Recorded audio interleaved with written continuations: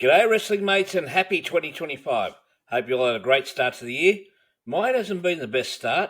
I spent the night of January 1st in the hospital, and my wife and I had to move my mum-in-law's stuff out of her unit by December 31st.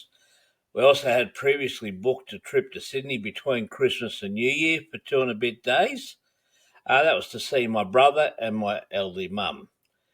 It's that trip, plus what my brother goes through on a daily basis, as senior issues catch up with my otherwise physically spry mum, who'll be 88 next month, plus what my wife goes through with her mum as she looks after her, even though my mum-in-law had recently moved into aged care, that has sparked this episode. I wish to speak openly and in a non-sensationalist way about Hulk Hogan in light of the first Raw on Netflix the other night. Now stick with us, folks.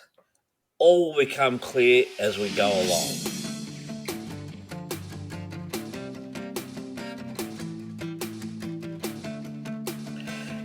G'day once again, wrestling mates, and welcome to episode 35 of If You See Kayfabe with your wrestling mate from down under, Southern Joe. Welcome to my first full year as a YouTube show. Now, the first episode of this series started in my van back on December 15, 2023, a pile of episodes of sorts where I outlined my vision for this show.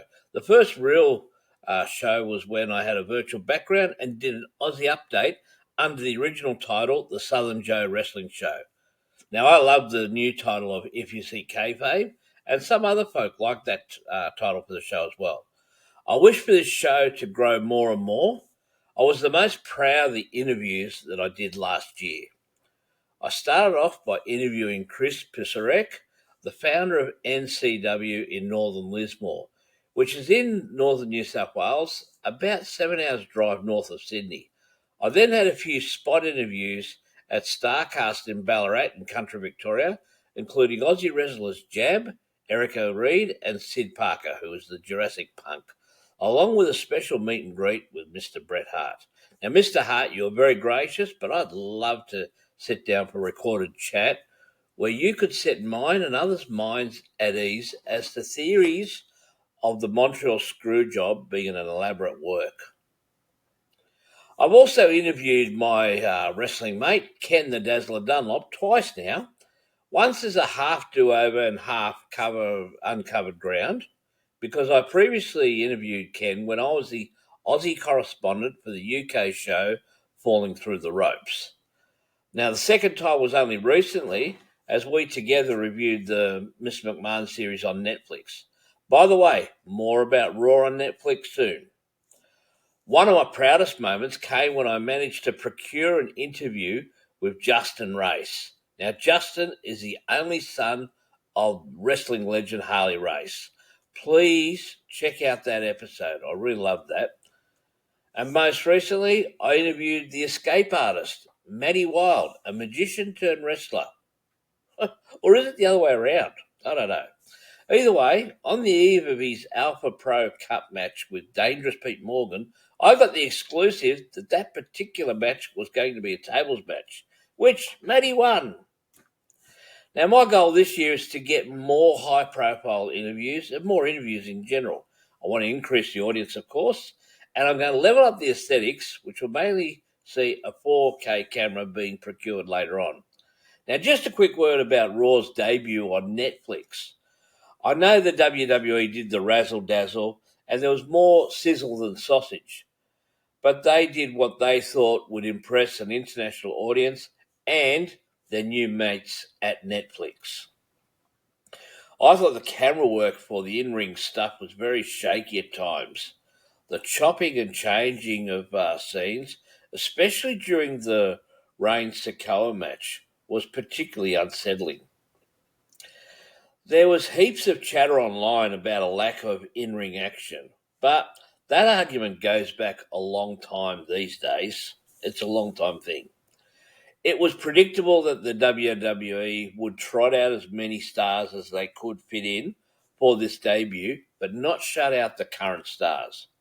What may not have been so predictable was the boos for Hulk Hogan. Now, these are the arguments I've seen against Hogan and explanations for the booing. Now, Hogan's alliance with Trump. If that was so, why not booze for The Undertaker, who had the same allegiances? Also, Hogan's racist comments. Now, as vile as they were, he has since apologised and he was recorded without his knowledge.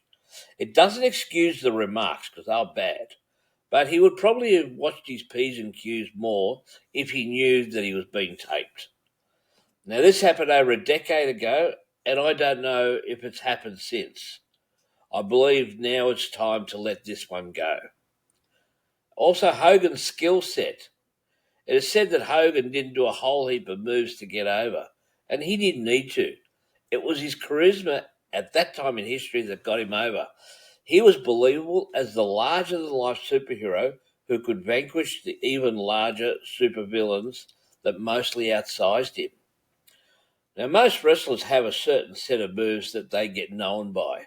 Even Flair had certain spots that if he didn't do, people would feel as though they didn't see the best of him. Hogan's selfishness. Now, to an extent, every wrestler is selfish, especially back in the 80s and before that, when everyone guarded their spot in the pecking order with their life.